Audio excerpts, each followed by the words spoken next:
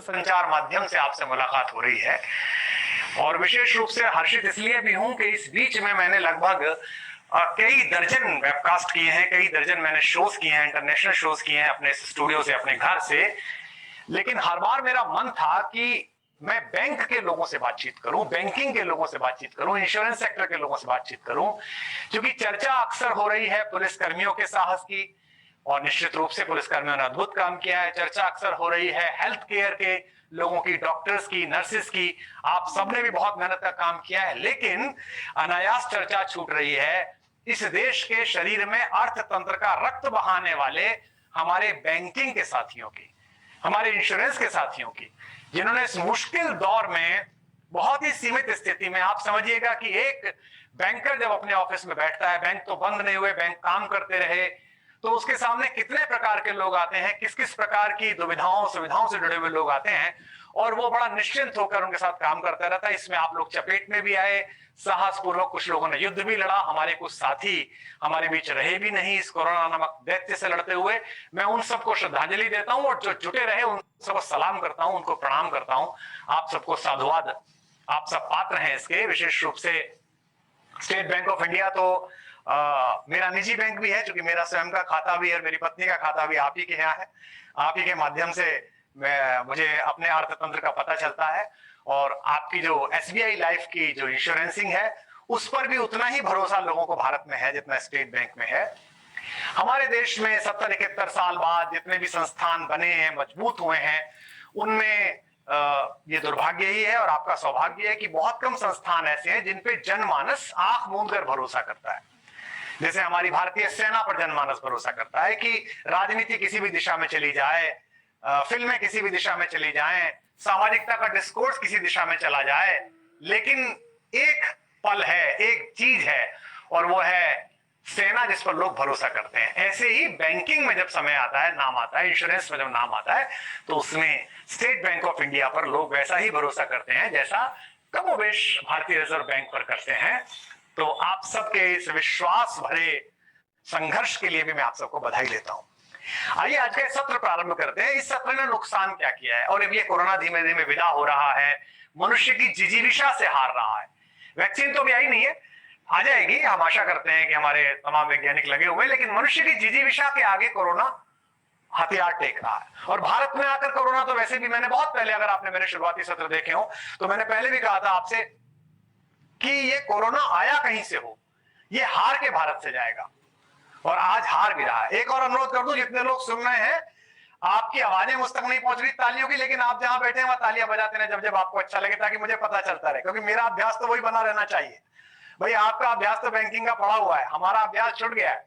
हम तो 1,50,000 की रैली में, जनता में बोलने वाले लोग हैं रात रात भर, तो अभ्यास रहना चाहिए। और आप में तो एक ही व्यक्ति अपने आप में शक्तिशाली है, इतने सारे लोगों को संभालता है। और जहां मैं स्क्रीन पे देख रहा हूं, मेरे साथ ठीक सबसे पहले तो एक जो है गुरु गोविंद सिंह जी के वंशज बैठे हुए, तो वो तो अकेले 1.25 लाख के बराबर है हमारे सरदार जी, उनकी तो एक ताली भी 1.25 लाख के बराबर है। तो आप सब लोग जहां बैठे हो वहां आपकी शुभकामनाएं, आपका प्रेम मिलता रहे। कोरोना जब भारत आया तो बड़े अचंभे में पड़ गया। पहली बात तो दुनिया में उसे भगाने के अलग अलग तरीके के प्रचार चल रहे थे, लोग सोशल डिस्टेंसिंग कर रहे थे, मास्क लगा रहे थे, हाथ में सैनिटाइजर, अल्कोहल का इस्तेमाल कर रहे थे। भारत आया तो भाई लोगों ने थाली पीटनी शुरू कर दी। तो कोरोना कंफ्यूज हो गया कि मेरे लिए कोई नया वैक्सीनेशन आ गया है क्या, कि मैं ध्वनि तरंगों से मारा चाहूंगा। बड़ा कष्ट में आया। उसके बाद जब कोरोना उत्तर प्रदेश पहुंचा तो और कष्ट में आ गया। कानपुर पहुंचते पहुंचते तो कोरोना को समझ में नहीं आया कि मैं आया कहां, क्योंकि गले के रास्ते से आता है, और कानपुर में जिसे देखो उसने गुटखा खा रखा था। तो लाल रंग का तरल पदार्थ मुंह के अंदर देख के वो कंफ्यूज हो गया कि मैं फंसा कहां हूं, उसे लगा मैं दलदल में तो नहीं आ गया हूं। और ऊपर से कनपुरिया ने पूछा, और क्या है, कौन हो बैठो? तो कोरोना ने कहा ये कौन सी भाषा आई भाई, मैंने कभी सुनी नहीं थी। चलो यहां तक कोरोना बेचारा बचा, लेकिन बिहार झारखंड पहुंचे तो कोरोना का खुद का मानसिक संतुलन गड़बड़ा गया, क्योंकि वहां कोरोना माई को भगाने की पूजा हो रही थी। तो कोरोना अपना लिंग रेस करने लगा कि यार मैं चला तो मेल था, ये कौन लोग हैं जिन्होंने मुझे फीमेल बना दिया है।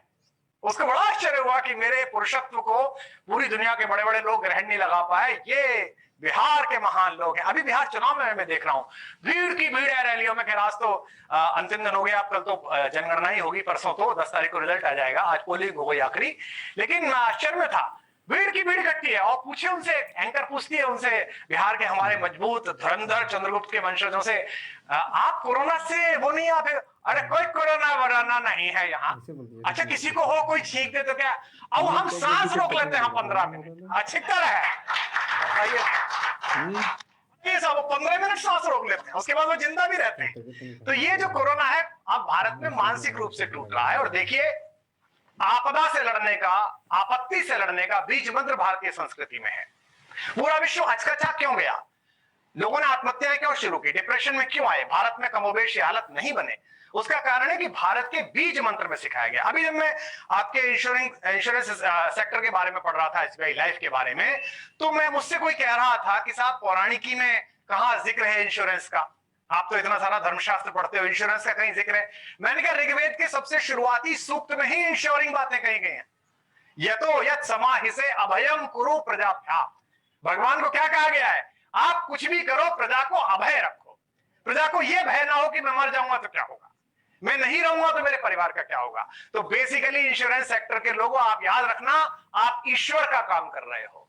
जो भरोसा भगवान देता है, जितने इंश्योरिंग के एजेंट सुन रहे हो आज, जब भी आप जाए मेरे इस कटिंग को ले जाना, मैं आपको इसकी लाइव रिकॉर्डिंग की कटिंग भेज दूंगा, और मैं आपको ऋग्वेद का वो सूत्र भी भेज दूंगा जिसे आप उन्हें सुना सकते हो। ये तो यत् समासे अभयम कुरु प्रजाभ्याम शरणम कुरु, आप प्रजाओं को अभय करो हे ईश्वर, हे भगवान। और प्रजा अभय कैसे होगी, कोई व्यक्ति घर में अभय कैसे होगा, जिसे कहते हैं ना हेल्थ इंश्योरिंग सोसाइटी है अमेरिका, और मेडिकल हेल्थ पे बड़ा हवाला, बड़ा हंगामा चला।